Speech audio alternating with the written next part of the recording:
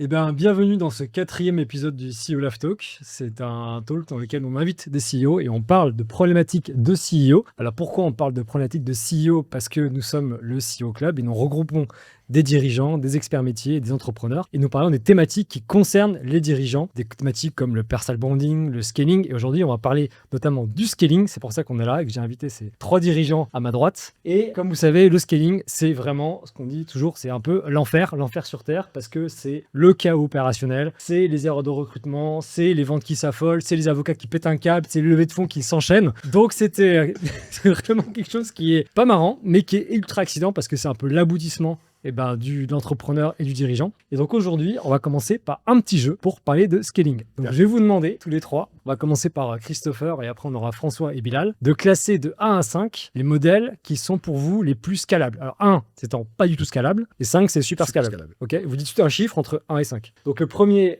question, et après vous faites chacun votre tour, c'est des trottinettes urbaines. Un petit 3. 4. Un 3,5. 3,5. Ouais, ça vraiment, ça on continue. commence mal. La plateforme OnlyFans. Escalade de ouf. Combien? 1 ou 5? 5. 5. 5. Bah, non, j'aurais pas dit 5. Ah. En fait, ça dépend.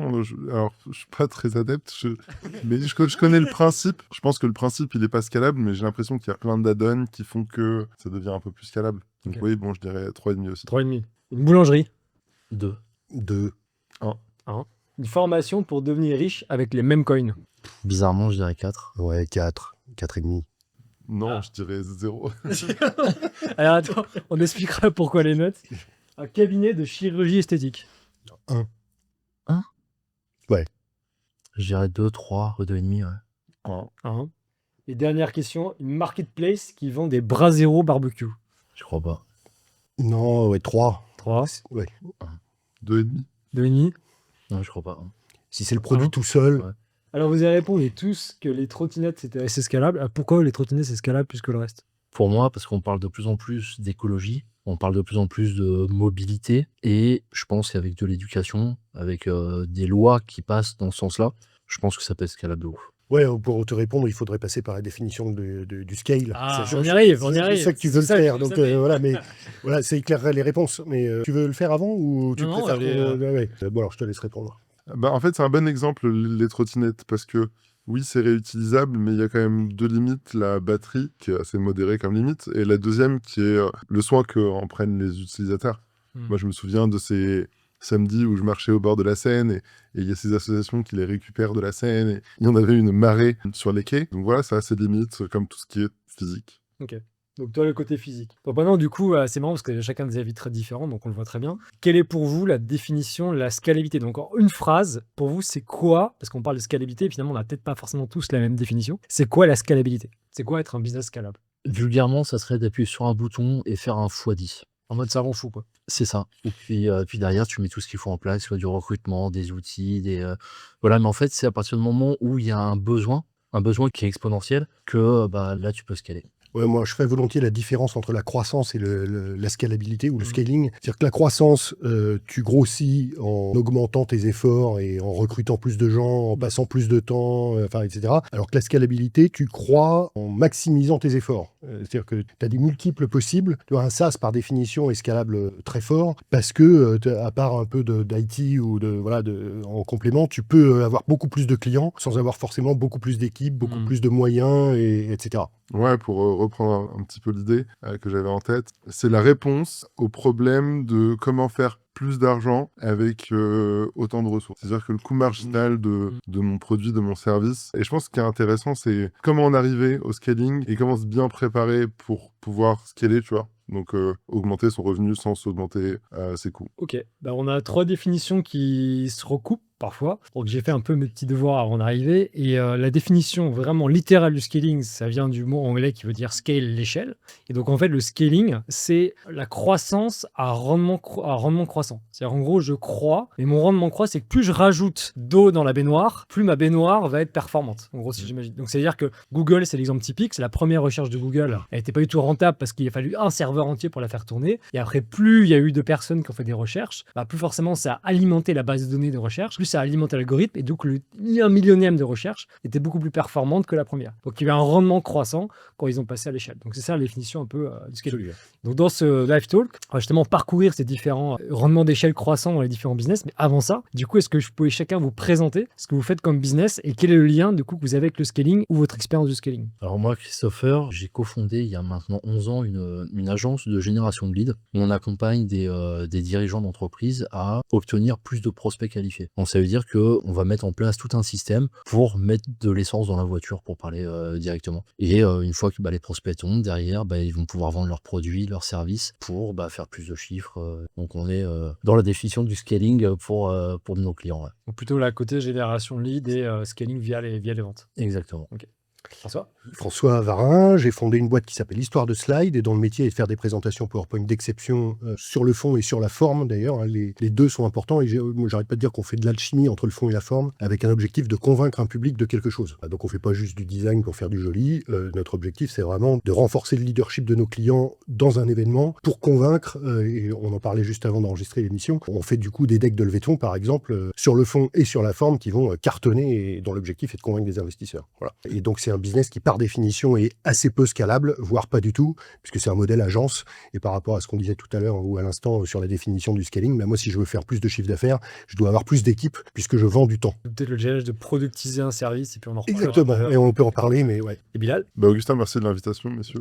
Moi, je gère une société d'investissement qui s'appelle Pirates Lab. On a la particularité d'investir financièrement en cash. On investit de l'argent dans les boîtes et aussi en capital humain à travers des programmes d'accélération. Donc on gère un accélérateur et cette société d'investissement. Ça fait un peu plus de 5 ans, on a une cinquantaine de participations, un tiers des boîtes, on fait des levées de fonds supérieures à 10 millions d'euros. Et en fait, on a la particularité d'être assez proche des entreprises dans lesquelles on investit. Et j'ai moi-même agi en tant que co-CEO ou CTO de différentes boîtes, dont 2 que j'ai emmenées respectivement à 35 et 50 employés.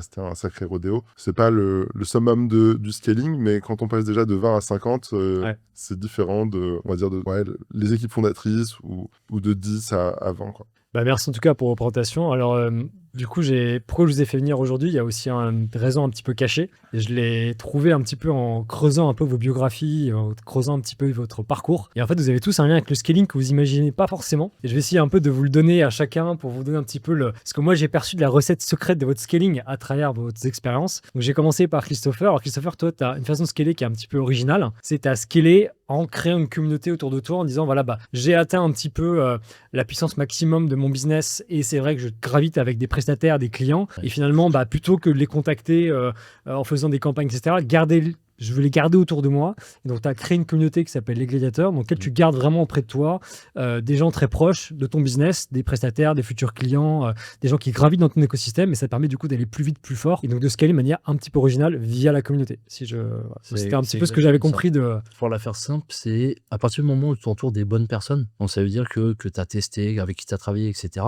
Et en fait, ça te fait un écosystème beaucoup plus sain. Et au moins, tu fais pas d'erreurs parce qu'on a tous fait, que ce soit des erreurs de recrutement, des erreurs de prestataires, des erreurs de stratégie. Et en fait, en t'entourant de gens pour qui ça fonctionne, comme dans le CEO Club, où tu as des gens qui font de l'argent, qui ont du succès, etc. En fait, en t'inspirant de ces gens-là, et en fait, automatiquement, ça fonctionne pour toi, en fait. Et je sais plus c'est quoi la phrase qui dit que tu es la moyenne des X personnes autour de toi. C'est ça. Ouais, mais c'est vrai en plus. C'est quand tu as des gens autour de toi qui fonctionnent, en fait, directement, ça te retombe dessus, en fait. Et c'est pour ça que j'ai créé cette communauté il y a maintenant 1 an, où il y a 1800 entrepreneurs. Il y a des échanges au quotidien, il y a des questions parfois un peu plus compliquées que d'autres, etc. Ce qui fait que, en fait, on va tous dans le même sens, que ça fonctionne pour tout le monde. Donc ça fait un peu bisounours, tout le monde s'aime, etc. Mais on a tous un objectif commun, c'est de sortir du CA, quoi. Donc, c'est une très belle façon de scaler. Et maintenant, François, je te connaissais pas en fait avant que tu viennes. Et c'est vrai que quand j'en ai parlé avec des amis communs, ils m'ont dit voilà, François, c'est vraiment la personne qui est passée par toutes les étapes en fait de l'entrepreneuriat, qui s'est confrontée un petit peu à tous les murs et qui a ce challenge un petit peu dont tout le monde rêve, c'est de productiser un service, comme tu disais, qui me paraît peu scalable. Donc, du coup, c'est vraiment, je trouvais intéressant cet point de vue parce qu'il y a beaucoup de gens qui font des agences de services et qui disent, voilà, je veux devenir un produit. Et tu as réussi d'une certaine manière à faire ça. Donc, on va en parler tout à l'heure. Et c'est vrai que je pense que cet aspect du scaling était vraiment intéressant, en tout cas, à développer. Et Bilal, du coup, toi, tu as une façon un peu originale aussi de scaler. C'est qu'en fait, tu as quelqu'un qui est assez boulimique en création de business. Et tu as créé des business qui s'interconnectent les uns derrière les autres dans un écosystème. Donc, il y a, comme tu as dit, Piras Lab, BBS, donc Blockchain Business School, Interstellar, etc. Donc, c'est que des business qui gravitent dans un écosystème. Et ça te permet, du coup, d'avoir cette espèce de fluidité et d'avoir cet écosystème D'externalité positive. voilà, comme on dit, qui permet de scaler de manière un petit peu horizontale. Synergétique, Voilà, ouais, tout à fait. voilà. Donc voilà, c'était 3 aspects que j'ai trouvé très intéressants chez vous au niveau du scaling. Et c'est pour ça que j'ai essayé de vous regrouper, en tout cas, ce soir pour cette émission. Donc maintenant, on va rentrer directement dans le sujet du scaling. Alors, en scaling, il y a 7 grandes dimensions. Alors, 7 grandes dimensions qu'on va regrouper en 3 sous-domaines. La première, c'est tout ce qui est opération. Parce que quand on parle de scaling, on parle d'opération. Donc, les opérations, c'est quoi? C'est tout ce qui est lié à l'acquisition de clients. C'est tout ce qui est lié au process et à l'organisation.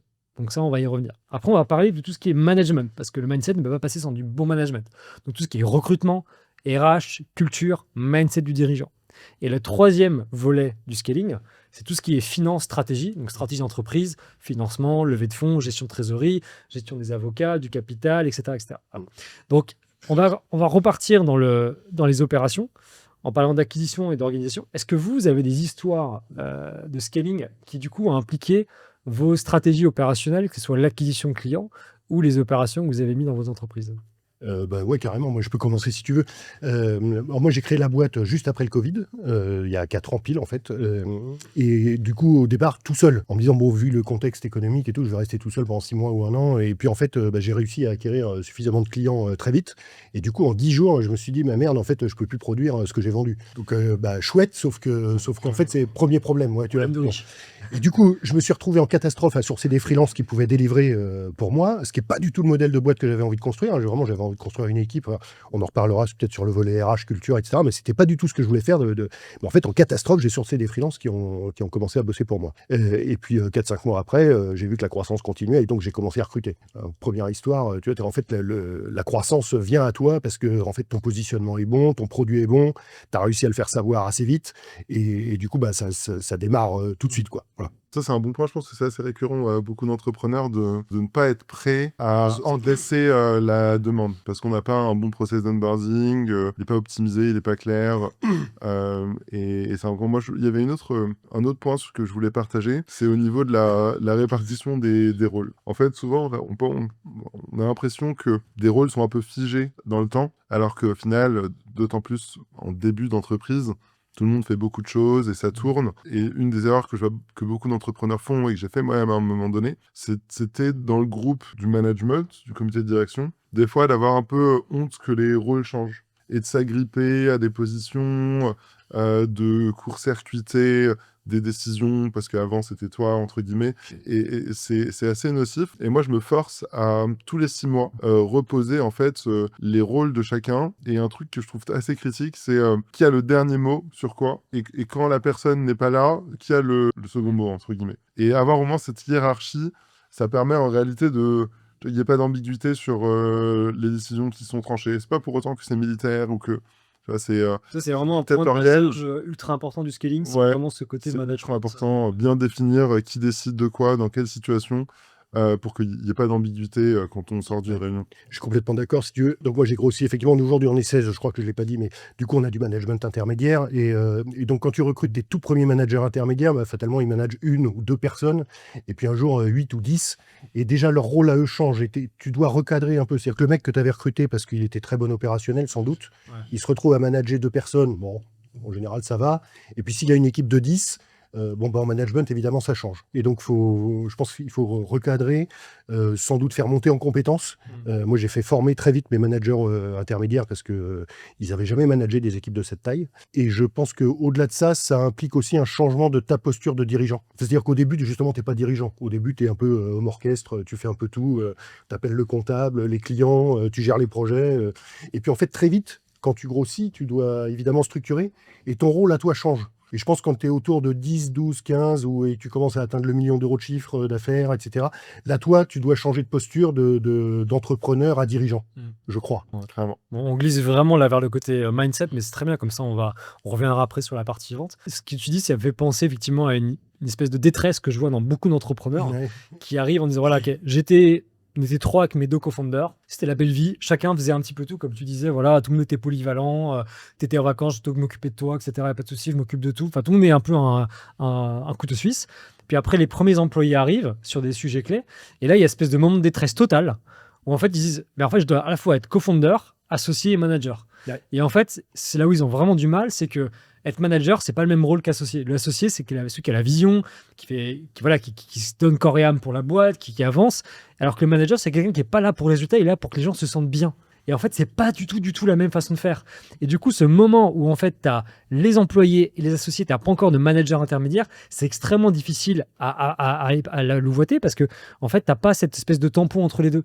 Est-ce que toi, Christopher, tu as vécu ça parce que tu as recruté pas mal de gens J'ai et recruté tu étais pas un mal. peu en front line, j'imagine, avec pas mal d'employés. Est-ce que tu as eu ce moment où tu as eu des managers intermédiaires et comment ça s'est passé? Alors j'ai tenté, oui, des managers intermédiaires. En fait, moi, le truc, c'est que à chaque fois que j'ai recruté des gens, j'ai toujours fait en sorte de maîtriser leur travail avant de les recruter, pour pouvoir bien les former. On a mis des process en place pour que qu'ils suivent bien le process, qu'ils suivent bien tout ce qu'il faut pour ne rien faire à côté. Et c'est là, en fait, où il faut savoir ce qu'on veut. Est-ce qu'on veut avoir des gens qui font le travail qu'on leur demande, ou est-ce que tu veux des gens qui sortent un petit peu des sentiers battus pour aller chercher la petite idée ou le petit truc qui fait que tu peux aller scaler. Et c'est là où j'ai eu du mal, moi, où j'ai pas toujours été aligné avec les gens avec qui j'ai recruté sur les idées qu'ils avaient, et cetera. Donc en fait, j'ai surtout tout processisé. Donc ça veut dire que, quand quelqu'un rentre, on sait qu'il a X mois de formation et que, tout est écrit. Par exemple, quand tu vas parler à quelqu'un, au début, tu dois faire ça, ça, ça, et puis après, tu laisses faire les choses. Mais au moins tout est écrit et voilà, donc c'est pour ça qu'on est parti sur un système de process. J'avais essayé des gens comme je disais juste avant, en tant que manager, mais je crois que je suis le contrôle freak, en fait. J'ai besoin de j'ai besoin de comment ça s'appelle? De devoir gérer les choses, pas question de donner un point de vue parce que je donne facilement confiance aux gens, mais et sans chercher la validation, Ouais. mais au moins de savoir ce qui se passe dans ma boîte. Alors là, on attaque un point hyper important et ça me fait penser à une question et merci d'avoir attaqué ce point-là. C'est C'était pas fait exprès. comment tu réconcilies un dirigeant qui, comme toi, a besoin de contrôler les choses, mais qui doit sortir de l'opérationnel pour passer dans l'inspirationnel et du coup scaler sa boîte. J'aimerais bien avoir vos avis, François. Moi, la solution, elle est très simple, hein. Il faut trouver les bonnes personnes. C'est un problème que j'ai beaucoup réfléchi, et notamment quand j'ai ouvert des localisations à l'international. Il faut trouver une personne qui se saisisse un petit peu de la mission comme si elle était un associé, qui soit polyvalente, proactive et qui s'adapte aux différentes personnes. Parce qu'on peut pas y arriver, on peut pas y arriver tout seul. Là, tu es en train de parler du mouton à 5 pattes, non? Moi, j'en ai quelques-uns, mais je les appelle les Avengers. Mais à travers la discussion, Mission, hein, c'est le terme A-player. Genre. oui, c'est ça, exactement. En fait, à travers cette discussion, tu te rends compte que tout est interconnecté par rapport aux 7 dimensions que tu listais. Je trouve les sujets de management, de vision, de RH, de délégation, enfin, etc.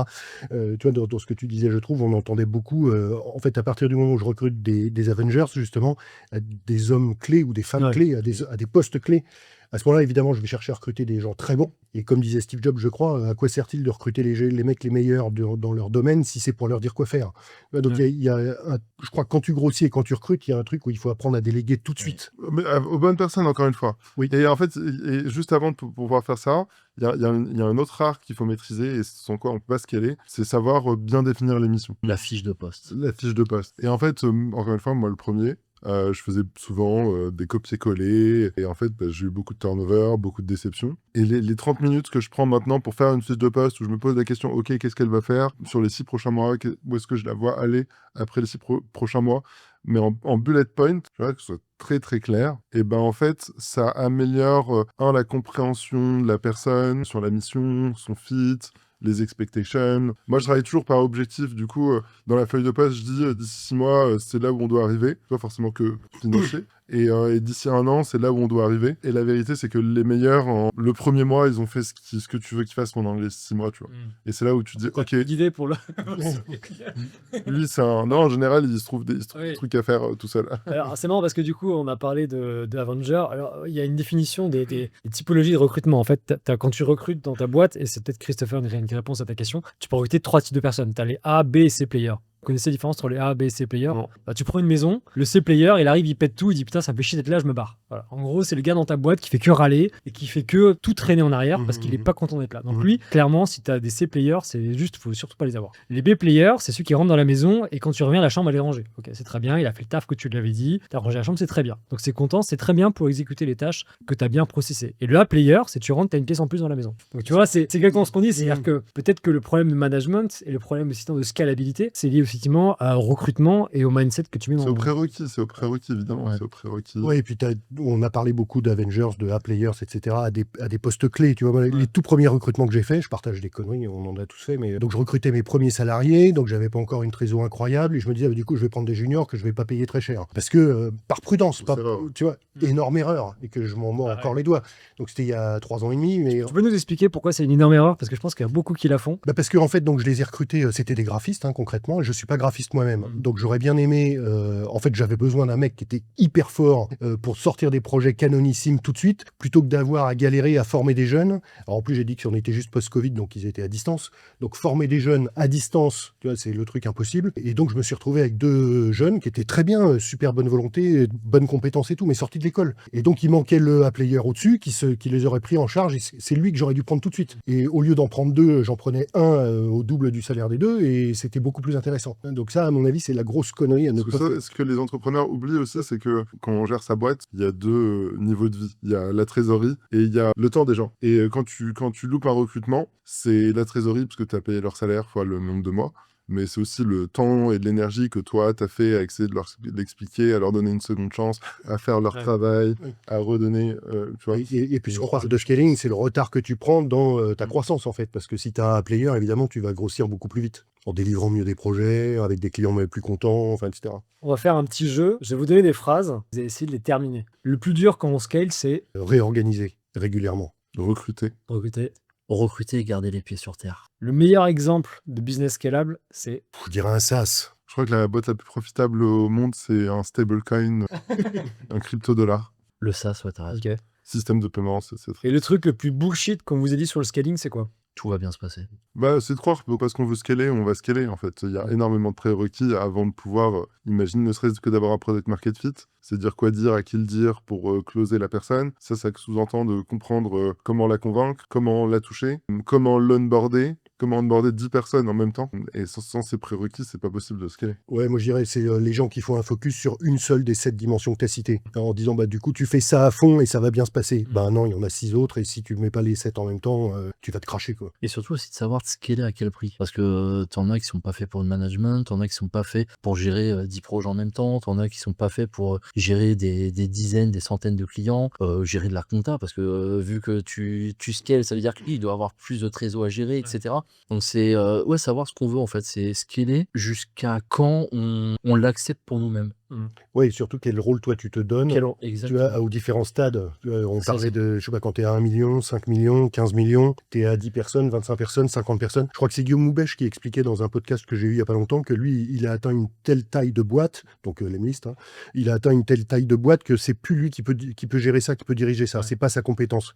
Le mec a l'humilité de le dire, et en fait, c'est pour ça qu'il continue à cartonner. C'est-à-dire qu'il est hyper clair sur ce sur quoi il est bon et ce qu'il peut faire et ce qu'il doit laisser à d'autres. Et il sait déléguer à plusieurs, comme tu dis en fait. Ouais. Alors, on va juste revenir sur le premier étape du scaling qui sont les ventes et les process qu'on a abordés, mais pas forcément très très deep. Est-ce que vous avez des exemples de situations où vous êtes confronté au scale de vos ventes et comment vous avez adapté vos process pour accueillir plus de clients en gardant le même niveau de qualité? Écoute, chez nous, clairement, au début, on avait mis en place des process, effectivement, comme tu le disais tout à l'heure, pour onboarder des nouveaux, en fait, etc. Donc, quand on a commencé à être 4, 5, 6, on avait des process en place. Et puis, on a eu une phase de croissance, un gros palier. On est passé de 6 à 12 ou 13 d'un seul coup, en une rentrée, je crois, en septembre, il y a 2 ans. Enfin, d'un seul coup, 5 personnes de plus. Et nos process, on a mis 3 mois à se rendre compte qu'en fait, c'était des tuyaux percés. C'est-à-dire qu'ils étaient super bien quand on était 4-5. Il y avait plein de culture orale, des trucs qui s'arrangeaient entre 2 personnes. personnes, etc. Et quand tu passes à beaucoup plus, en fait, ça marche plus. Ouais. Tu as un client qui va te demander un truc, il y a un mec qui va dire, bah oui, pour faire plaisir au client, je vais le faire, mais en fait, c'était pas prévu, tu ne l'avais pas signé, et du coup, c'est pas rentable. Et pendant 3-4 mois, d'un seul coup, la rentabilité de la boîte a chuté, mais drastiquement. Et du coup, le séminaire d'après, donc moi, je fais des séminaires de boîte, on en parlera peut-être dans la partie RH. Le séminaire d'après, le sujet, c'était réinventons notre process de prod, moi j'appelle ça la colonne vertébrale chez nous, de la signature du devis à l'envoi de la facture. Et en passant en particulier par le process de prod. En fait, il faut tout reborder, mettre des glissières de sécurité partout, parce qu'on se rend compte que les projets, ils partent à gauche, à droite, et en fait, on tue notre rentabilité. Et donc là, c'est ce que je disais tout à l'heure, pour moi, c'est pour ça que c'est le truc le plus dur, c'est se réorganiser régulièrement. Ça passe notamment par revoir tes process et les solidifier à chaque fois qu'il y en a besoin, quoi. Moi, j'ai 2 choses à partager. Le premier, c'est que alors moi, je travaille dans le logiciel, donc c'est assez différent du service, mais l'erreur que font les entrepreneurs, c'est le syndrome de la web agency. C'est-à-dire à vouloir trop customiser pour faire plaisir aux clients. Bah, en fait, on n'a pas un modèle reproductible qui permet de scaler. Plus on customise, moins c'est reproductible, donc moins on fait des copier-coller. En fait, le deuxième truc, c'est je suis fasciné par le langage et la sémantique. Et en fait, j'aime bien définir les mots qu'on utilise. Ça veut dire quoi un process? Un process, c'est 2 choses. C'est une action et c'est les barrières de sécurité. C'est un process owner qui s'assure que l'action, elle est bien faite. Et en effet, pour pouvoir scaler, je suis d'accord, il faut pouvoir mapper le process, c'est-à-dire qu'est-ce qui se passe au moment où le mec clique sur le call to action, étape par étape, bien le définir, quelle est l'action et qui est le process owner, jusqu'à la delivery et la facturation. Et pour chaque étape de process, il peut y avoir un process owner ou un process owner peut en inclure 2-3. Et en fait, ce scaler, c'est paralléliser ce process, ces process owners. C'est-à-dire, t'as un sales, t'as un mec à l'onboarding, t'as un mec au customer success. En fait, tu dois en recruter 3, un de chaque, pour pouvoir, entre guillemets, doubler ton volume de vente. Et c'est cette définition méticuleuse qu'il faut avoir pour pouvoir scaler. Bien cartographier tes process, Exactement. bien savoir qui s'occupe de quoi, Exact. quel est son rôle, et à partir du moment quand il passe la balle au suivant, et quel est son périmètre d'action. Et ça peut sembler simple, hein, mais dès qu'on se met dessus, C'est on toujours se dit, ah mais attends, il compliqué. manque tel document, ah mais oui, en effet, j'avais oublié, il y avait tel mot, ah j'ai pas fait attention à la date, elle est écrite en américain. Ouais. Tu vois, genre, tout doit être nomenclaturé. Ça existe un métier de quelqu'un qui vient chez les boîtes justement pour cartographier les process, Bien sûr. au scaler. Ouais, bien sûr. Ouais, tu as des consultants spécialisés là-dedans. Moi, je suis un ancien consultant, donc avant de créer Histoire de Slide, j'étais consultant. Ça fait partie des choses que tu as des consultants qui font ça très très bien. Parce que tu vois les nœuds au cerveau qui se font déjà avant d'y penser. Tu vois. Moi, Oula. moi, ce que je rajoutais sur ce point, c'est que en fait, c'est très difficile. C'est comme quand on nous donne des conseils. Tant qu'on n'a pas fait l'erreur, on a du mal à, tu vois, à Ouais. comprendre la teneur du conseil. C'est un peu la même chose avec ces consultants qui peuvent nous aider à scaler. En fait, il y a des choses qu'en tant qu'entrepreneur, on doit comprendre soi-même pour vraiment comprendre qu'on en a besoin. Sinon, on paye la mission, on la suit pas bien, on récupère un deck, mais on l'implémente pas. Donc, il faut vraiment faire attention à ces points-là. Je te suis complètement là-dedans, en fait. Nous, notre système, en fait, à MaxiWeb, c'est à partir du moment où tu refais 2 fois la même chose, et en fait, ça doit être processisé, automatisé. Ouais. Donc, ce qui évite les erreurs, les oublis, et on a tous le « Ah, pour lui, c'est spécial ». En fait, c'est là où tu arrives sur la customisation. Et c'est là où, quand c'est spécial, il y a un problème à la fin. Parce que, vu que tu fais pas le process exact, tu vas oublier quelque chose. Donc, à la fin, c'est soit une perte d'argent, une perte de temps, ou le client qui est pas satisfait parce que tu auras pas fait le même service que tout le monde. Et voilà, donc nous, ce qu'on fait, c'est qu'à partir du moment où tu rentres dans le truc, soit du recrutement des clients ou tout au système, on met des process dans tous les sens, ce qui fait que à la fin, j'ai du mal, hein, pourtant, hein, moi, les process, hein, tu vois, ça me gratte, hein, mais parce que ça empêche la magie, ça empêche une Oui, certaine t'as magie. l'impression que t'as pas la liberté. Mais le problème sans ça, c'est le chaos. Ouais, alors tu vois, Surtout quand tu as du monde, en fait. mais oui, c'est ça. Et alors moi, j'ai un modèle de service, donc de prestation de service, plutôt premium, pas haut de gamme, mais premium. Je fais une différence, mais voilà. Et donc le côté customisation, personnalisation fait un peu partie de ma promesse.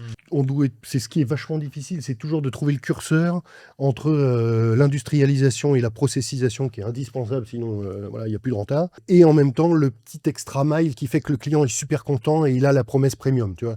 Et ça repose beaucoup sur des gens qui appliquent ou pas les process et qui à un moment ont l'intelligence ou le bon sens de dire là c'est le moment, tu vois, où je peux faire l'extra mile. Bon, et néanmoins, j'insiste, on a des process super cadrés, et notamment dans la gestion des jalons d'un projet client. Et la plupart des clients nous disent, en feedback projet, ce qu'on adore chez vous, c'est aussi qu'on est vachement pris en main, et c'est hyper rassurant.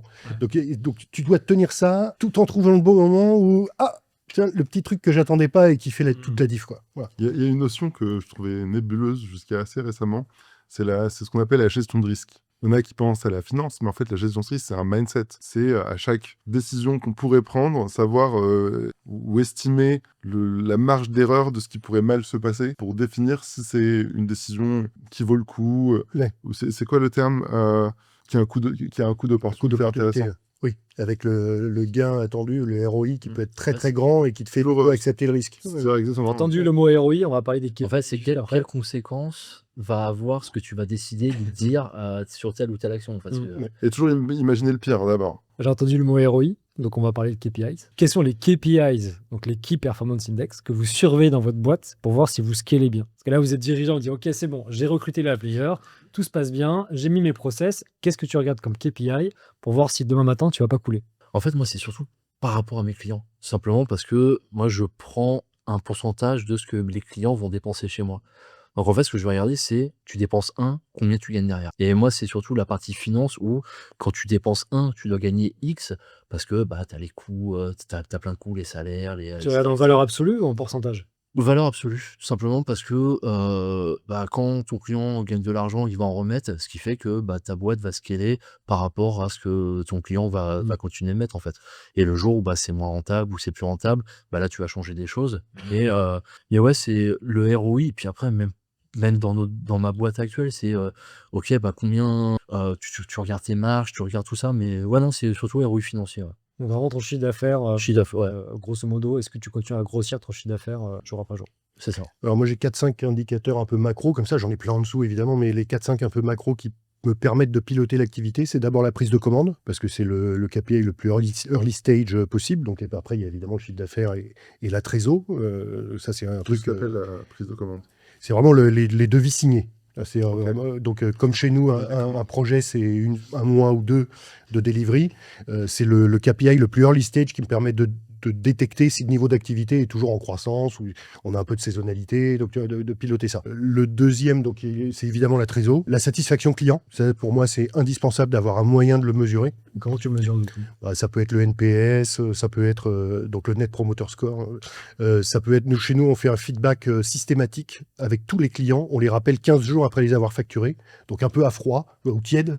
Et c'est un sales qui fait ça. Le sales qui a signé le deal, il rappelle le client 15 jours après la facture, en mode racontez-moi comment ça s'est passé. Il y a forcément des pistes de progrès, même si vous êtes hyper content. Il y a forcément un truc, et on veut que vous nous le disiez, sur lequel on peut progresser. Donc ça, c'est vraiment, on mesure ça. Pourquoi c'est super important? Parce que je connais la réponse, mais j'ai vraiment envie que tu l'exprimes et que tu expliques vraiment Ouais, avec plaisir. pourquoi ça crée une espèce d'effet boule de neige. Ouais. Pourquoi c'est super important de mesurer un KPI, ce qui est la satisfaction client? Alors, je vais renfoncer des portes ouvertes, mais le client content, c'est lui qui va faire de la pub pour toi, c'est lui qui va revenir, c'est lui qui va racheter, éventuellement faire de l'upsale. Et comme tout le monde le sait, je pense, mais acquérir un client nouveau coûte beaucoup plus cher que de garder un client existant. D'où la promesse du scaling de rendement constant. Exactement, si tu veux scaler sans garder les clients que tu as, ça va être super compliqué. Tu vas dépenser des coûts d'acquisition énormes. Et ça va devenir ton meilleur commercial en fait. Exactement. Et on connaît tous des clients qui t'en recommandent d'autres, etc. Et un autre indicateur qui me paraît super important, c'est la satisfaction collaborateur. Chez nous, pour être honnête, on n'a pas encore mis en place un truc industriel pour le mesurer, mais je suis en train d'y réfléchir en ce moment. Pour éviter le turnover et du coup le temps que tu passes à recruter des gens. Ouais, et puis puisqu'on parle de scaling, quand on est 5, 10, tu croises tout le monde à la machine à café, tu vois, tu penses que tu connais un peu les vies et les avis de tout le monde. Bon, voilà. Quand tu es 35, 50, 80, je pense que c'est plus possible. Et donc, tu dois avoir des outils de mesure. Voire un RH qui s'en occupe pour toi. Et voilà, tu vois, dans les players dont on parlait tout à l'heure. Voilà. Clairement. Moi, je prends tous les mois, il y a un monthly avec assez tout le monde, et chaque équipe contribue à ce qui a été fait pendant le mois, à ce qui va être fait pendant le mois prochain, mais aussi de manière un peu anonyme, les questions qui peuvent être traitées pendant la session du monthly. En termes de KPI, pareil, on en suit plein, mais je vais partager les plus importants, les plus lucides. Le premier, c'est la trésorerie, c'est le plus lucide. Le deuxième, c'est la profitabilité. C'est cool de faire du CA. Si on n'est pas profitable, on ne dégage pas des résultats nets positif, il faut se poser des questions. C'est quand même l'objectif de faire une boîte. On a cette composante d'investissement, et sur cette composante d'investissement, je pourrais comptabiliser ce qu'on appelle la valeur d'actif net, c'est-à-dire la valeur de nos participations sur le papier, Mais en réalité, ce que je suis surtout, c'est le montant qu'on a récupéré sur le montant qu'on a investi jusqu'à présent. Encore une fois, vision cash, c'est le plus important. Et après, quand je travaille dans les boîtes en portefeuille et que je les aide, là, il y a 2 KPI que j'ai beaucoup sous-estimés et qu'on a du mal à appréhender quand on est un jeune entrepreneur, parce qu'il y a tellement de choses à découvrir dans l'entrepreneuriat. C'est vraiment le coût d'acquisition et, comment dire en français, la customer lifetime value. Le Customer Lifetime Value. Là, la durée de vie de ton client, Oui, genre, et combien il va mettre en chiffres au Exactement. global, etc. Combien rapporte en moyenne un client sur sa durée de vie où il est client chez toi? C'est capital. Et en fait, ces 2 chiffres, c'est un peu la face émergée de l'iceberg. Parce qu'en fait, pour pouvoir avoir la vraie valeur de ces 2 chiffres, il faut vraiment tout traquer sur son produit, sur son site internet, sur sa plateforme, toutes les actions, le temps, les suites de clics. C'est pas juste des chiffres. Une toile d'araignée de chiffres qu'il faut bien traquer. Oui, alors il y a un sujet vachement important là-dedans, je trouve, qui est que ça va pas se mettre en place tout seul. Mm. Et donc, en fait, tu dois investir ton temps de CEO pour structurer ça. Et ça veut dire aussi des outils, probablement des intégrateurs qui vont te paramétrer les outils. Tu vois, même si c'est du no-code, tu vois, un HubSpot ou un truc comme ça. Pour paramétrer HubSpot, en général, il te faut un intégrateur. Donc voilà, et tu vas automatiser des trucs. C'est de l'investissement pour le futur. D'abord parce que c'est KPI, tu en as besoin. Et puis les automatisations vont évidemment te faire gagner du temps.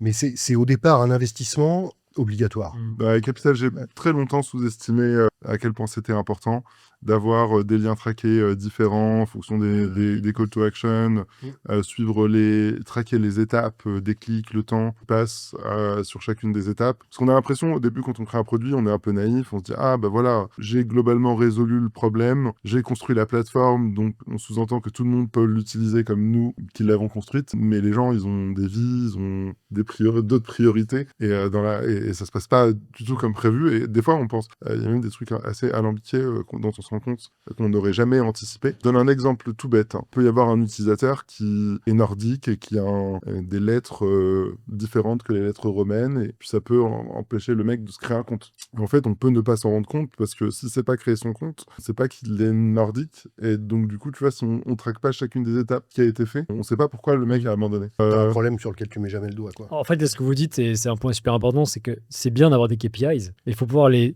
alimenter. C'est-à-dire Oui, que si tu n'as absolument. pas dans ce qu'on appelle de touch points, des endroits où tu vas récolter la donnée, et Abs- que tu les as pas créés avant de mettre tes KPI, tes KPI, elles veulent rien dire. En fait. Absolument. Et surtout que ça évolue avec le temps, en fonction de ton business, en fonction de la taille de l'entreprise, etc. Il y a un truc sur lequel je veux rebondir ce que tu as dit. Tu as tellement d'entreprises, d'entrepreneurs qui font pas de la différence entre le CA et la marge, en fait. Si tu mets tous tes calculs de combien ton client te paye et à la fin combien il te reste, en fait, si tu fais pas ça de base, il y a un problème. Et c'est pour ça que c'est super important de mettre les process. Et le nombre de boîtes que j'ai croisées qui ne vont pas au bout du calcul, c'est incroyable, en fait. Qu'on s'y prenne pas, hein, ceux qui nous écoutent. C'est normal au début, tu vois, d'accepter de vendre. C'est un point qu'il faut pas perdre de vue, quoi. On le voit sur le premier bilan, de toute façon.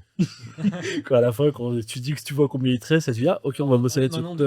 On a parlé des opérations. Dernière chose pour les opérations, parce qu'on avait plein de bonnes idées pour scale, les KPIs, les process, le recrutement, les points de mesure, etc. Est-ce que vous avez des frameworks que vous pourriez donner aux personnes qui nous écoutent pour les aider à scaler? En gros, voilà, A, tu fais ça, B, tu fais ça, C, tu fais ça. Une espèce de truc un petit peu prêt à porter que tu pourrais mettre demain pour scaler ta boîte. Je crois que s'il y avait un mode d'emploi pour scaler, il aurait déjà été sorti par quelqu'un qui en aurait fait un business d'ailleurs, tu vois. Donc je pense que c'est surtout, on l'a dit tout à l'heure, je crois, le premier truc, c'est d'abord les ventes. Donc la croissance, ça vient du client. Et c'est pour ça que d'ailleurs, en tant que CEO, quand tu scales ou que tu es juste en croissance, en fait, tu es toujours en réaction et en ajustement, en adaptation par rapport à une situation qui est la croissance. C'est un truc que tu peux, je crois, difficilement anticiper. Tu es toujours en réaction par rapport à quelque chose. Quand tu restructures, quand tu changes tes process, quand tu remets des nouveaux outils en place, c'est parce que le truc qui était en place avant se met à déconner ou n'est plus adapté. Bon, donc, pour reprendre ce que je disais, à mon avis, tu commences évidemment par les ventes et après, tu dois structurer tes opérations pour être capable de délivrer. En fait, ce que tu dis, j'essaie de reformuler un petit peu, mais tu as fait 1 million d'euros. Tu dis, ok, maintenant je me lève demain matin, je veux faire 10 millions. Ouais. C'est pas parce que tu veux faire 10 millions que ça va arriver. Parce que les 9 millions qui restent à faire, peut-être que le client il va changer, les besoins ils ont changé. C'est pas en faisant des process pour être à 10 millions que tu vas atteindre 10 millions. Donc d'abord, tu récupères les 10 millions et après, tu dis, OK, bah, dans les 9 millions que j'ai eu, qu'est-ce que je peux adapter de mon business pour pas que ça explose, quoi. Oui, qu'est-ce que je dois adapter? Enfin, tu l'as fait sûrement avant d'atteindre les 10 millions parce que, tu vois, mais Mais c'est parti effectivement d'abord du client parce que créer un navire, si tu sais pas où tu vas, dans quel continent, ouais, et puis ton navire, effectivement, ton navire qui fait 10 millions, c'est pas du tout le même que celui qui fait 1 million. Donc c'est pour ça que tu vas l'ajuster en permanence. Tu le disais tout à l'heure, tu vas ajuster sur la route en permanence. Et ton navire, il va croître. Il va croître alors en scaling avec des outils ou en croissance avec des gens aussi, les fameux players que tu vas recruter un petit peu partout. Et moi, je crois que quand tu es CEO, que tu as fondé ta boîte, tu es beaucoup dans les opérations parce qu'effectivement, tu maîtrises ton métier. Voilà. Et donc, très vite, à mon avis, il faut déléguer les opérations, je crois. Ensuite, probablement le commercial, même si en tant que CEO, tu es toujours le premier commercial de ta boîte, mais à 80%, tu dois avoir délégué le commercial. Et puis après, tu deviens dirigeant, c'est-à-dire que tu mets en place et tu structures tes process, tes KPI et tes outils dont on parlait tout à l'heure. Tu prends un DAF, tu prends un RH et tu commences à mettre des fonctions support, tu vois, quand tu grossis beaucoup. Je crois que c'est dans cet ordre-là. Après, tout va dépendre aussi où les gens veulent aller. Moi, je sais que si ma boîte grossit, etc., bah, je veux rester dans ce que j'aime faire, en fait. Même si on me propose le poste de bah tiens, stratège, on va réfléchir sur où on se voit en 2035, etc. Non, moi, ce que je veux, c'est prendre du plaisir, en fait, dans ce que je fais. Et même si il y a des hauts, des bas, comme toute la vie des entrepreneurs, mais ce que je veux, c'est continuer de faire ce que j'aime. Et quand j'aime quelque chose, bah, c'est là où c'est plus facile et c'est là où ça scale naturellement. Pour revenir sur ce que tu disais sur le navire, etc., je pense qu'on a tous, en tant qu'entrepreneur, un côté naturel où tu vas pouvoir t'adapter face à la situation. Si demain, je sais pas, tu te retrouves avec 10 clients d'un seul coup, tu dois fournir en 72 heures, bah là, tu vas trouver des solutions. Donc tu vas déléguer, tu vas faire des erreurs au début, tu vas trouver les mauvaises personnes, tu vas mettre les mauvais process, etc. Et après, bah, en fait, il y a quelque chose qui va se créer, je pense, naturellement, où bah, tu vas y aller. Et puis de toute façon, à chaque fois, on se donne une destination, bah, t'auras fait 3 fois le tour du globe, tu vas continuer de chercher et t'arrives jamais au point où tu pensais Il y en a arriver. qui sont pas d'accord avec toi. Et d'ailleurs, c'est une question pour Bilal. J'ai entendu dire des amis très proches qui étaient des investisseurs qui m'ont dit bah, on a acheté une boîte qui était une startup, maintenant qui devait une scale-up. Donc elle passe au scaling. Et en fait, on s'est rendu compte que les dirigeants n'avaient pas du tout le mindset de scaler parce que c'est pas du tout la même façon que de créer un business avec, entre guillemets, 3 briques et un couteau, C'est sûr. que de passer, comme tu dis, à des procès, etc. C'est sûr, on a été obligé de les renvoyer avec un bon package parce qu'ils n'étaient pas adaptés. Est-ce que c'était déjà arrivé? Est-ce que tu as déjà vu ça? Et qu'est-ce que tu en penses? Je vais répondre à la question d'avant et je vais continuer parce que c'est une bonne ouverture. Moi, le seul framework, il y a des bouquins qui sont sympas, des fois peut-être un peu trop philosophiques. Celui que je préfère, c'est celui de Anderson Horowitz, le patron de A16Z, s'appelle The Hard Things About Hard Things, et c'est très, c'est à l'américaine, quoi. C'est très direct, but en blanc, et il te dit genre, ça va être difficile, fais attention dessus. Et du coup, j'en viens à mon framework, qui est genre la lucidité, toujours se poser la question de est-ce que je suis pas en train de me mentir à moi-même? Ce qu'on fait tous tout le temps, c'est de se mentir à soi-même. Et il faut savoir écouter cette petite voix qui nous gratte derrière la tête et qui vous dit ouais, là, t'es un peu trop bullish. Je vous donne un exemple. Juste avant de venir, j'étais en call avec une jeune entrepreneuse qui voulait lever des fonds en 3 mois. Elle n'avait jamais levé de fonds. Pourquoi tu dis que tu vas le lever en 3 mois? Il n'y a qu'une vérité dans les levées de fonds, c'est que tu sais quand ça commence, mais tu sais pas quand ça termine. Donc déjà, alors prends 9 mois parce que tu vois, ce sera déjà plus lucide. Et mieux vaut trop que pas assez, tu vois, et parce que tout est une question d'inertie. Si tu dis 3 mois et que les investisseurs te voient qu'en 3 mois, t'as pas closé, t'as levé, tu passes pour un mec qui est pas lucide et qui est pas pragmatique. Donc toujours, se donner des bonnes marges, très bonnes marges d'erreur, parce que ça se passe jamais comme prévu. Donc mon framework, c'est la lucidité. Et je rebondis sur quelque chose que tu as dit au tout début, qui est super pertinent, et c'est quand on parlait des rôles, c'est aussi savoir être lucide avec soi-même sur qu'est-ce qu'on veut faire, qu'est-ce qu'on aime faire, où est-ce qu'on est bon. Et il faut vraiment se poser cette question, elle est super intime, il faut être franc, parce qu'évidemment, des entrepreneurs, on a un esprit un peu entrepreneurial, on veut faire plein de choses, on est curieux, on veut essayer plein de choses, mais être lucide, c'est aussi savoir quand est-ce qu'on peut expérimenter des trucs et quand est-ce qu'il faut Et get the job done. ouais, Quoi. quand est-ce qu'il vaut mieux pas, tu vois? Et, Parce que là-dessus, t'es pas bon, en fait. Ouais. et voilà ce que je voulais partager. Donc, il peut y avoir un moment, évidemment. Alors, déjà, la qualité numéro 1 d'un entrepreneur, c'est qu'il doit être ultra humble, avoir beaucoup d'humilité. Et donc, ça passe par savoir se remettre en question. Quand on gère pas, savoir demander de l'aide. Quand on gère pas, savoir se former. Ouais. Quand on gère pas, savoir s'entourer des bonnes personnes. 100% d'accord. En fait, tu as une remise en question quotidienne, en fait, Exactement. sur Ouais. ce que tu fais. Et donc se poser la question et puis accepter. Enfin, Provoque cette remise en question, du coup. ben, je sais pas, tu vois, il y en a un nous au début qui disait, je sais plus si c'était toi, je crois, qui disait qu'en fait quand tu scales, tu peux très bien être complètement dans ton tunnel et te voir très beau et puis en fait foncer dans un mur et puis le voir au dernier moment, tu vois. Et donc je crois que se faire aider, s'entourer, alors quand on est plusieurs associés, il y a peut-être un truc un peu naturel, il y en a toujours un sur 2 ou 3 qui va te dire attends, regardons quand même, tu vois. Moi je suis tout seul, donc chez moi, tu vois, et c'est un vrai sujet. T'as la solitude de l'entrepreneur qui est un vrai truc. Comme pour moi ça a assez bien marché très vite, j'ai tout de suite cherché des réseaux dans lesquels je pouvais me faire aider, mentorer, accompagner, voir d'autres entrepreneurs. C'est pour ça d'ailleurs que je trouve ton initiative géniale. Je crois à fond dans ces réseaux d'entrepreneurs. D'abord, on y fait du business, mais au-delà de ça, on y trouve du soutien et des idées et des garde-fous. Et des gens qui sont dans la même galère que toi, en fait. Ouais, exactement. Ouais, En vrai, il y a tout ce qui est aussi advisor. Tu peux prendre des advisors sur des sujets absolument. Tu peux faire ça. qui apportent des choses ponctuelles. Ouais, je crois d'ailleurs que quand tu scales et que tu subis donc une hyper-croissance, c'est une bonne idée de te faire, tu vois, d'avoir des advisors qui l'ont déjà vécu. Ça t'évitera de faire toutes les conneries qu'eux, ils ont déjà Ouais, faites. le point important sur lequel je vais appuyer, parce que souvent on oublie, mais c'est genre, si on cherche un advisor pour quelque chose, il faut qu'il ait déjà fait la chose. Oui. Sinon, ça sert à rien. C'est sûr. On en voit beaucoup des advisors. Il coach de coach.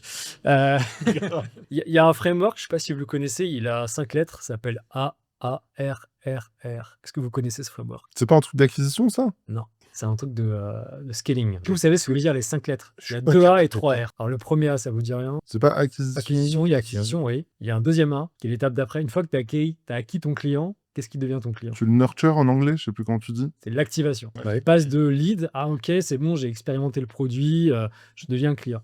Et après, il y a 3 R. Rétention. Rétention, ouais. Ouais. On en a parlé tout à l'heure Revenu. avec. Oui, revenu, ouais. Revenu ou Le rentabilité. dernier, c'est. ouais. Tu en as parlé tout à l'heure, François, avec les clients contents. Le reuse ou réachat Non, ou... référol. Ouais, Référent. Donc en fait, c'est un framework qui copie la cycle vie de client. C'est du scaling de sales, ça. Non, Oui. c'est du scaling de cycle vie de produit. C'est-à-dire Ok. que tu prends ton produit, tu dis OK, d'abord, il faut que j'acquière des clients. Après, il faut que je les active. Ouais. Après, du coup, derrière, il faut que je les retienne. Donc, il faut que je crée toutes les actions pour que le client soit content. Parce que s'il est content, du coup, il prévient ses petits copains. Donc, il y a du référol. Et du coup, ça permet de créer plus de revenus. Et en fait, tu prends ta boîte et tu prends n'importe quelle boîte, Ouais. que ce soit du service, etc. Tu peux mettre toute la boîte dans ces 5 tranches et te dire OK, ces 5 tranches-là, je peux les isoler, faire travailler les équipes ensemble sur des buts communs et mettre des KPI sur ces trucs-là. Et donc, ça permet, c'est un framework parmi d'autres. Mais moi, j'aime bien celui-là parce que ça met tout le monde d'accord. Et en fait, ça permet aux gens de brainstormer, de dire voilà, qu'est-ce qui fait la rétention chez nous et quels sont les KPIs qui sont importants, parce que s'il y a de la rétention, il y aura du référol. S'il y a du référol, il y a du revenu. S'il y a du revenu, je peux créer de l'argent pour créer plus d'acquisitions. Et si je suis bon à onboarder mes clients, j'aurai encore plus de rétention. Voilà, donc c'est un framework parmi d'autres, mais j'aime bien celui-là. Moi, je l'ai souvent vu en gros hacking, marketing, ce genre de framework. C'est sûr que là, il faut aussi traquer chaque étape. Est-ce que vous connaissez les 3 leviers les plus puissants du scaling dans leur ordre d'importance? Quelles sont les 3 choses à faire en scaling? Parce qu'on a parlé des frameworks, mais s'il y a des choses à faire techniques, là, on parle de choses d'actions concrètes, à faire demain matin en scaling, quelle est la première chose qu'il faut faire tout de suite, la deuxième et la troisième? Mettre une culture d'entreprise. Ouais, mais là, je parle vraiment du côté opérationnel. Structure. Enfin, ou structurer, process. Enfin, Ouais. voilà. Premier truc pour On moi. n'avait pas encore dit, c'est l'automatisation. Ouais, On ça, n'a oui. pas parlé du tout. Ok. Vous savez que c'est le truc le plus facile à faire. C'est dire, qu'est-ce que tu peux automatiser demain? Bon, c'est un peu la conséquence du mapping des process. Bah oui. Et aujourd'hui, Qu'est-ce que tu veux automatiser? avec tous les outils qui sont en place pour automatiser, c'est. Après, il faut savoir co-automatiser, mais c'est de plus en plus facile, quoi. Bon, j'en ai parlé tout à l'heure rapidement sur le CRM et HubSpot. Et tu vois, nous, on a automatisé des trucs sur des tas d'étapes dans le process et puis ensuite dans les liens avec les outils de facture. Enfin, au début, tu fais tout ça à la mano. Et puis évidemment, chez nous, maintenant, c'est automatisé. Vous avez des choses que vous n'avez pas réussi à automatiser, que vous voulez absolument pas automatiser? Pour moi, ce que tu voudrais pas automatiser, ça serait un truc dans lequel l'être humain a une valeur ajoutée incontestable et non concurrentielle pour l'IA ou des outils. Donc je dirais c'est la qualité de la relation client, par exemple. C'est un truc que tu peux l'automatiser, mais Le tu vas... sondage du client dont tu parlais tout à l'heure. Ouais, le feedback, par exemple, qu'on fait... Ça, tu ne ferais pas faire par un. Tu peux le faire par un outil, tu vois, t'envoies un typeform, je sais pas quoi, t'as pas du tout le même niveau de retour que si tu passes un call de 10 ou 15 minutes avec un client, voilà. Non seulement, je pense, t'as pas le même niveau de retour, mais tu n'entretiens pas le même niveau de relation non plus. Tu serais pas dans le même type de business ou dans notre business à nous un peu premium, où potentiellement on a travaillé avec des décideurs de haut niveau, etc. On va pas leur envoyer un typeform, tu vois. T'appelles le mec et tu l'interviews pendant 10 minutes, quoi. Christopher, des choses que tu n'as pas automatisées justement délibérément. J'aimerais revenir sur ce que tu as dit. C'est vrai que l'humain, quand tu parles avec des clients, et cetera. Bah, après, ça dépend le client. Si tu fais du B2C, tu peux pas non plus parler à toute la terre, mais c'est important la relation client, humaine, simplement parce que ça te permet vraiment d'aller chercher du scaling. Soit, il va te dire: «Bah, tiens, ce serait bien que tu rajoutes ça comme service supplémentaire», et cetera, et cetera. En automatisation, en fait, on a quasiment tout automatisé. Il y a juste un truc qui me fait flipper, on a essayé, mais voilà, c'est la compta. OK, on va sortir des factures en mode automatique, et cetera. Tous les calculs, de marge, de tout ça, parce qu'on est quand même dans un métier assez complexe où on va générer des leads, par différents leviers. Bah, en fait, on met un gros contrôle humain, pour suivre tout ça, pour, s'assurer que tout va bien. On a essayé, de mettre des systèmes. Il y a toujours le client différent, tu vois? Ou le truc différent qui fait que ça pète tout, mais voilà, sur tout le reste, franchement, tu cliques sur des boutons, quoi, maintenant. Ça dépend encore une fois ce qu'on appelle l'automatisation. Si par automatisation, c'est templatiser des choses pour gagner du temps, oui, évidemment, il faut le faire. Si par automatisation, c'est utiliser les bons outils pour que ce soit tout intégré, le penny lane avec la banque, avec Agicap, etc. Oui, après, moi personnellement, je n'automatise pas grand-chose pour l'instant. Les devs peut-être automatisent plus de tâches, mais dans un poste de management, même les emails. Maintenant, avec les IA, alors il y a une autre vague, peut-être on pourrait dire oui, avec les IA, on peut faire des réponses automatiques à des trucs, Ouais, classer dans ton agenda, des Tu le trucs. ressens encore, pareil sur la relation humaine, dès que tu mets un peu d'IA, c'est compliqué, mais par contre, ce que tu dis, ouais, tous les agendas, tout ça, oui. Moi, je suis peut-être un peu encore à l'ancienne et j'aime bien prendre le temps. J'ai pas d'assistante, par exemple. J'aime pas parce que dans ce qu'on fait, il y a tellement d'humains. Tu vois, on source des entrepreneurs, on essaie de définir leurs chances de succès, on essaie de définir comment on peut augmenter leurs chances de succès en contribuant à leur aventure. On met de l'argent, ça nécessite beaucoup de réflexion, de quêtes d'informations croisées. Tu as besoin de te nourrir d'éléments qui ne peuvent pas être digitaux, qui doivent être humains, parce que tu as un business effectivement d'investissement sur l'humain. J'utilise beaucoup, alors pas ChatGPT, mais plus le truc de Twitter de Elon Grok, mais c'est plus pour me préparer, pour faire des recherches, pour challenger, que l'IA me dirait. Je peux prendre un exemple concret d'un truc qu'on a automatisé. Tu disais tout à l'heure, en fait, à partir du moment où on le fait plusieurs fois, Oui. tu disais chez toi, c'est 2 fois, on réfléchit au process. Mais tu vois, par exemple, quand on signe un nouveau client, on fait à peu près 300 projets par an, donc 300 clients B2B différents. En fait, on s'est rendu compte que quand on automatisait les factures, fréquemment, les informations de facturation, adresse, etc., n'étaient pas les bonnes. Et donc après, tu as un traitement humain indispensable pour refaire la facture, envoyer un avoir. Enfin, tout ça coûte un fric fou. Et en plus, tu as de l'insatisfaction client liée à ça, qui est un process, qui est un moment de la vie du client qui n'est pas de la prod et qui néanmoins génère de l'insatisfaction. C'est quand même hallucinant. Donc, ce qu'on a fait tout bêtement, on a automatisé un mail dès qu'il y a un devis qui est signé, 24 heures après, on envoie un mail au client, demande d'infos de facture. Et en fait, bah voilà, le client, il comprend très bien. Il y a des petites règles qui font quand c'est un client récurrent, on lui redemande pas à chaque fois. Et puis voilà. Et du coup, chaque fois qu'on envoie une facture, il y a les bonnes infos de facture. Voilà. C'est des trucs tout bêtes, mais qui font gagner du temps et de l'argent. C'est une très bonne histoire. En deuxième levier, on a parlé effectivement de l'automatisation. Ça, c'est la première chose à faire. La deuxième chose à faire, qui est du coup un peu plus difficile, mais qui est vraiment ultra puissante, c'est la standardisation. C'est vraiment dire, voilà, vous avez tous des business avec peut-être des facettes, différents produits, différentes choses. C'est comment je peux arrêter de me perpiller dans 50 produits et finalement, peut-être qu'il y a 3-4 produits qui font 90% de mon business. Du coup, ça va me permettre de rationaliser un petit peu tout. Est-ce que vous avez déjà expérimenté cette Ouais, bien sûr. standardisation et comment vous le vivez C'est ce qu'on disait tout à l'heure sur la customisation qui est moins scalable, c'est trouver un modèle reproductible. Sur reproductible, il faut le standardiser. C'est évidemment essentiel. Ouais. Nous, on est encore une fois dans la prestation de services, donc plutôt sur mesure, mais on est aussi organisme de formation, donc on anime des formations qui, elles, sont plutôt standardisées. Et on a beaucoup de clients qui nous disent, on fait donc des formations en storytelling, de présentation et en design. Tu vois, on a une formation qui s'appelle Design de Slide pour apprendre à des gens qui sont pas graphistes à faire des trucs propres et professionnels. Bon. Et on a pas mal de clients qui nous disent, ah bah super, mais alors est-ce que vous pouvez le customiser à notre charte graphique? Est-ce que vous pouvez montrer des avant-après de trucs que nos équipes ont fait? Bah pourquoi pas, mais dans ce cas, il faut payer en plus. Et donc le produit standard, lui, il reste standard. Et tiroir à option. Voilà.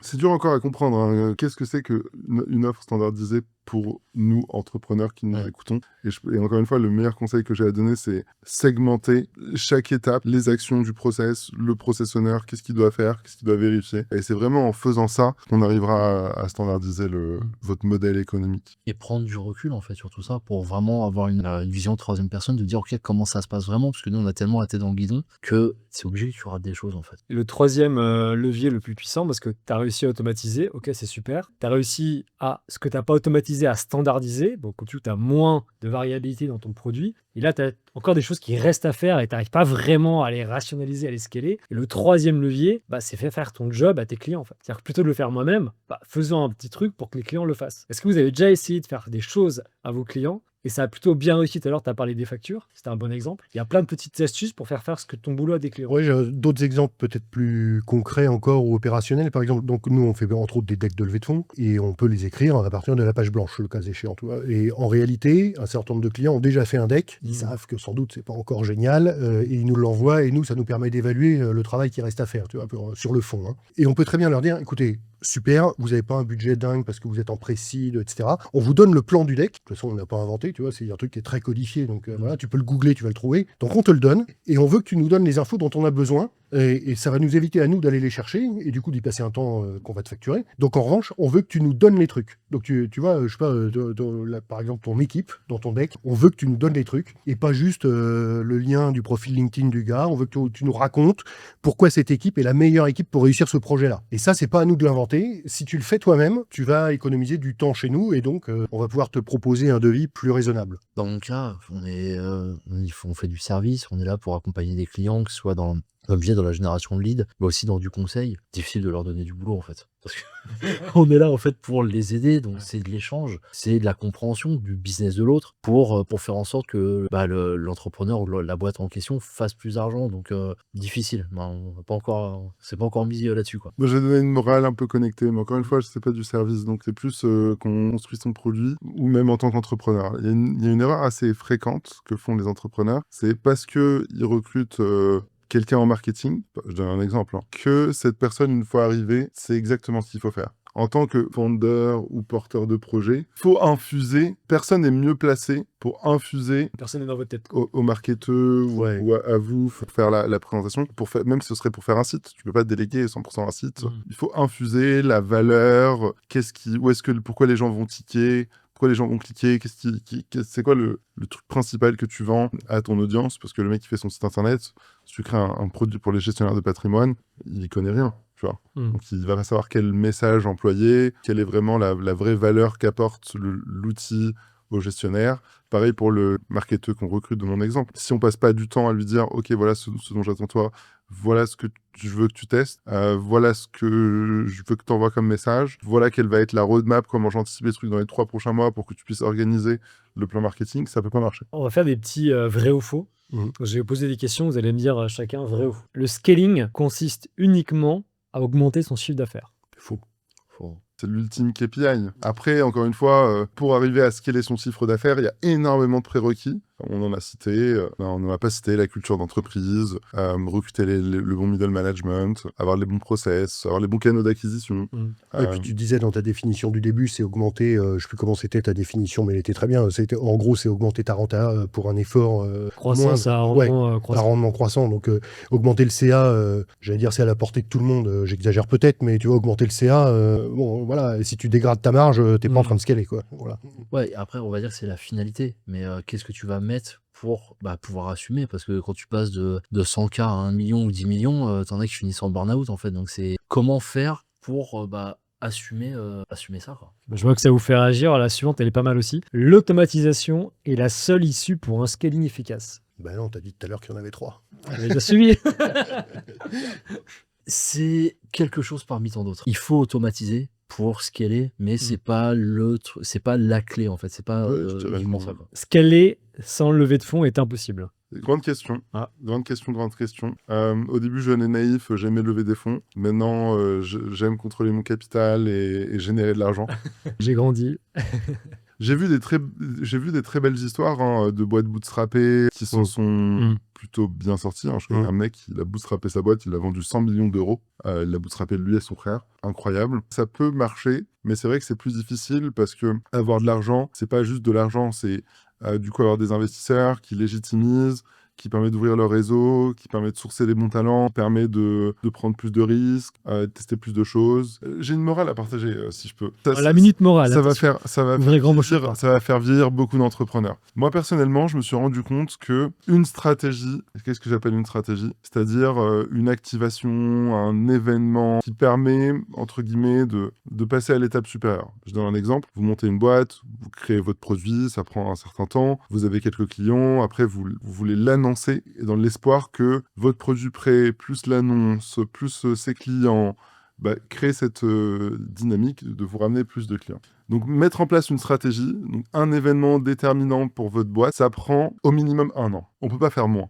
Comme je donnais dans l'exemple, il faut développer le produit, il faut avoir les partenaires, il faut avoir exécuté le truc, il faut l'annoncer. Quand on annonce quelque chose, il y a différentes personnes qui participent à cette annonce. Ça prend 1 an. Du coup, je me suis dit, tiens, j'ai 30 ans. Alors, je veux pas, hein, mais imaginons qu'on pense à success stories et on se dit, OK, je bosse un certain temps, puis j'ai de l'argent, puis je profite. Continuité, je me suis dit, OK, j'ai 30 ans, je veux être à la retraite à 45 ans. Ça veut dire que j'ai 15 ans. Ça veut dire que je peux mettre que 15 stratégies en place. Et moi, personnellement, quand je me suis rendu compte de ça, je me suis dit, c'est pas beaucoup. On a plein d'idées à la journée, tu vois, on a envie de faire ci, de faire ça. Après, donc on priorise, on fait des choix, etc. Mais 15, je me suis dit, c'est pas beaucoup. Et pourquoi je raconte cette histoire-là?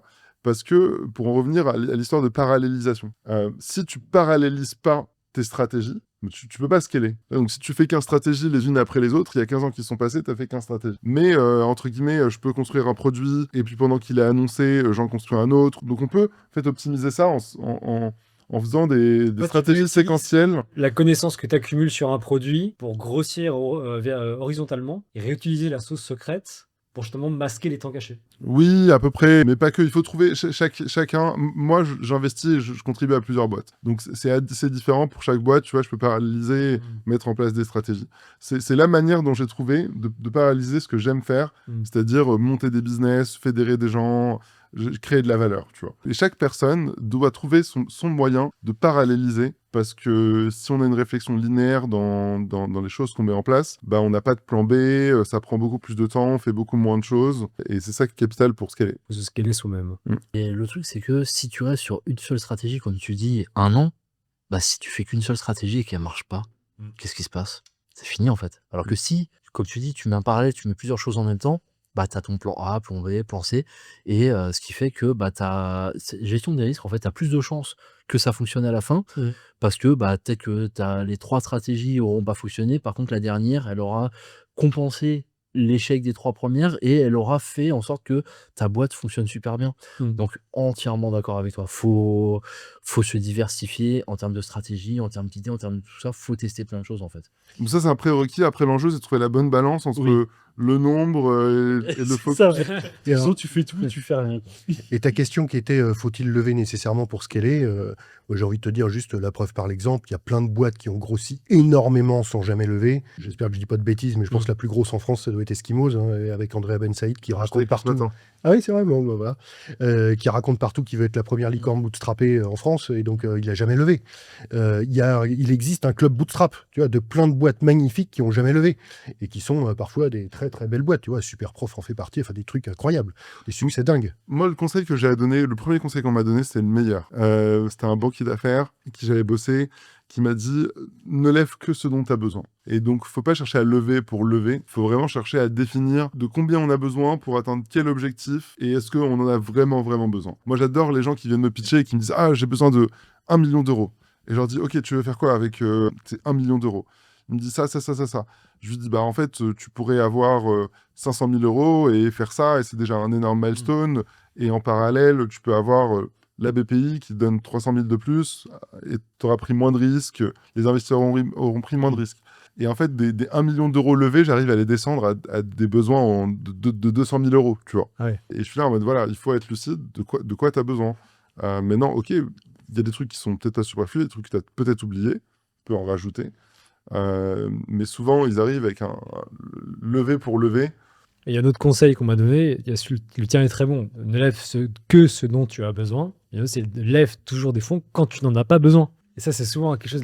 Non, mais c'est vrai, parce que souvent, l'entrepreneur, il lève des fonds au pire moment. où ils ont ces besoins-là, et en fait, ils sont un petit peu une cible, ils ont une cible dans le dos, quoi. Forcément. Là, tu demandes de la projection, de se dire que tu en auras. Ouais, c'est. La levée de Ouais, fonds, mais c'est une en fait, spéciale. je dis pas que c'est facile à faire, je dis mais quand tu as ça en Oui. tête, ça veut dire que quand tu vas lever des fonds, c'est le moment où tu n'en auras pas besoin, tu seras le plus désirable, où tu pourras avoir tes conditions. Ouais, alors je le reformulerai différemment. Parce qu'encore une fois, la levée de fonds, c'est une science très particulière. C'est pas une vente rationnelle, c'est une vente très, très, très irrationnelle. J'ai souvent, il y a eu deux vérités dans la levée de fonds. C'est quand ça commence, on sait pas quand ça termine. Et en fait, plus on a de choses à faire valoir, plus on a de chances de la closer rapidement. Donc moi, mon conseil, c'est plutôt, ne cherchez pas à la commencer trop vite. Vraiment, plus vous avez de choses à faire valoir, moins vous perdrez de temps à lever des fonds. Et allez chercher tous ces éléments différenciants qui augmenteront vos chances de lever des fonds. C'est une liste de bullet points. Pourquoi on devrait investir dans ta boîte et pas dans une autre. Et si on peut faire une parenthèse là-dessus, puisqu'on a parlé du deck déjà, et puis on en parlait juste avant l'enregistrement, c'est un exercice qui est très très codifié, et en fait, il faut raconter une belle histoire. Tu disais, c'est pas que une histoire de rationnel, c'est même parfois un peu irrationnel, on parle de C'est coup de cœur, etc. Bon, si t'es pas capable de raconter une histoire qui va embarquer les gens et qui va leur donner envie de te suivre, bon, c'est même pas la peine de commencer, quoi, tu vois. Ouais, bien sûr, bien sûr, bien sûr.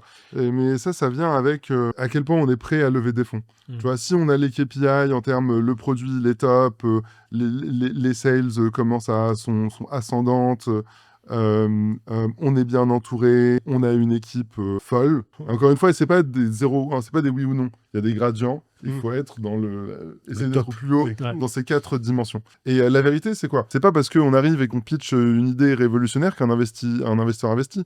Un investisseur, une fois sur deux, il investit parce que son copain lui dit viens investir avec moi. Une fois sur deux, un investisseur investit parce qu'il est un peu FOMO, parce qu'il y a 2-3 fonds qui investissent et il a l'impression de rater une occasion. La plupart des fois, des investisseurs investissent parce que le mec a débloqué un contrat avec telle boîte et il se dit ok, grâce à ce corporate, le truc va exploser. Et donc c'est pour ça que je dis c'est irrationnel. Ouais, j'ajouterais, pardon, excuse-moi, je te coupe, mais que, en tout cas, sur des boîtes très early stage, souvent, ils investissent sur des gens. C'est-à-dire que le projet, le produit, il est tellement encore un peu Ouais, immature mais dans la on réalité, il y a 2-3 personnes qui investissent. Regarde, sur une levée de fonds précise, on va dire, ou Love Money, ou Business Angel, Mmh. 500 on lève à peu près 500 000 euros. Il y a en réalité peut-être 10 à 15 investisseurs. Mmh. Et tous les investisseurs n'ont pas investi parce qu'ils croient dans la team. Tu vois, il y en a 2, 3, 5 qui croient dans la team, qui suivent le projet depuis un moment. Puis il y en a 5 autres qui sont les copains, qui ont fait un call et qui se disent ok, allez, on y va. Et puis il y en a 5 autres à la fin qui ont un peu la peur de rater. Oui, c'est Qui se ça. disent ah putain, il y a telle et telle personne qui a investi. Ok, vas-y, je veux y aller, tu vois. Et donc, plus les investisseurs, tu les tardes. L'argent appelle l'argent, mais donc, les investisseurs qui arrivent à la fin, ils prennent encore moins les décisions sont de moins en moins rationnelles. Ouais. Alors, le sujet de la levée de fonds, c'est un vrai sujet.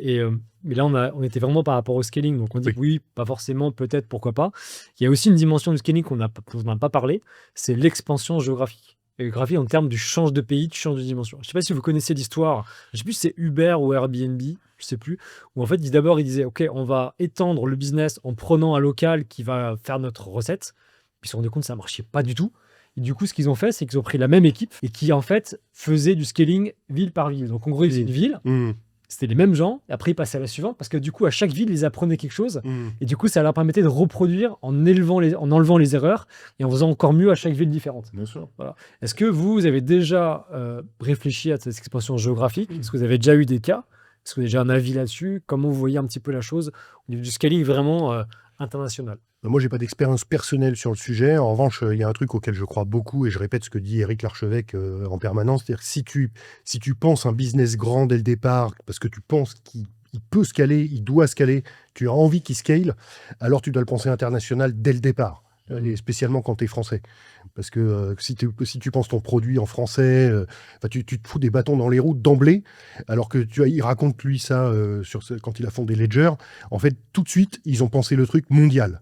Et sinon, ça l'intéressait pas, ça l'amusait pas, il voulait un truc mondial. Et tu le penses comme ça dès le premier jour. Ça, c'est un truc auquel je crois beaucoup, même si je l'ai jamais vécu moi-même. Voilà. Je suis d'accord. Après, la vérité, c'est que en France, les Français aiment beaucoup leur langue. C'est très difficile d'envoyer une presse en anglais à un Français, j'ai envie de dire moyen, mais peut-être pas le bon terme, mais je veux dire, tu vois, les gens qui travaillent dans des grandes boîtes et qui sont confrontés à du business en anglais, peut-être que ça les choque pas, mais c'est, allez, 20% de la population. Tous les autres, qui sont des entrepreneurs dans le bâtiment, dans l'immobilier, Encore une fois, bien sûr, le mot moyen n'est pas du tout adapté, mais ce que je veux dire, voilà, vous avez compris ce que je voulais dire. Eux, quand même, préfèrent en français, comprennent mieux en français. Mais il faut avoir les deux by design. Mais vraiment dans sa stratégie d'acquisition, dans ses déplacements, dans les personnes qu'on essaie de convaincre, il faut très vite aller à l'international. Il ne faut pas s'en priver, il faut tester. Beaucoup de règles, beaucoup de métiers sont assez proches les uns des autres en réalité, donc il ne faut pas avoir cette peur. Moi, alors personnellement, Pirates, on a une entité setup à Barcelone, une entité setup au Middle East. J'ai aidé une boîte du portefeuille aussi à ouvrir différentes localisations en France et aux États-Unis. C'est vrai que c'est toujours la même équipe. Alors, c'est intéressant ce que tu dis, parce qu'au début, je me disais, c'est parce qu'il y a quelqu'un qui aime le faire et qui va et qui le fait. et moi, c'était mon cas. Je me dis, je pars 6 mois à l'étranger, où je fais des allers-retours, je rencontre des nouveaux gens, nouveaux réseaux, des nouveaux entrepreneurs, de nouveaux investisseurs, un nouveau mindset. Mais tu as raison, évidemment, on commence à avoir le playbook. Et ça me rappelle une citation dans le développement produit où on dit « Si ton produit est parfait quand il est sorti, c'est qu'il est sorti trop tard ». Et donc ça veut dire quoi, globalement? C'est que ça ne marche jamais bien du premier coup. Ouais, c'est vrai. Donc si tu as envie que ça marche, comme on disait pour les advisors, il faut demander à des gens qui l'ont fait. Il faut s'appuyer sur des gens qui l'ont fait. Et plus ils le font, plus le coût marginal du service est mitigé. Alors, on arrive à la fin de cette émission. En tout cas, j'avais une question pour vous avant qu'on se quitte. C'est qu'est-ce que vous avez pensé du thème du scaling et quel est le prochain thème que vous aimeriez avoir pour le prochain CEO Live Talk? Le scaling, en fait, c'est tellement large qu'on pourra en parler des heures. En fait, c'est comme tu disais, t'as plein de sous-catégories dans le scaling. Mais de toute façon, sans scaling, une boîte ne peut pas avancer, en fait. Donc, faut pousser dessus. Concernant d'autres sujets, Réponds à la première question et puis après ton réponse. Vas-y. T'as le temps de réfléchir. Le temps de réfléchir. Écoute, tu vois, on a eu une longue parenthèse sur la levée de fonds. Je sais pas si tu as déjà fait une émission sur le sujet, mais je crois Non. que ça vaudrait le coup. Ouais, c'est prévu. J'allais dire, le deck de la levée de fonds en soi, moi, je trouve que ça pourrait justifier une émission. Ouais, clairement. Et alors, tout le process est super complexe, donc il y a plein de trucs à dire. Donc, la levée de fonds, je pense que ça intéresserait beaucoup des gens qui nous regardent.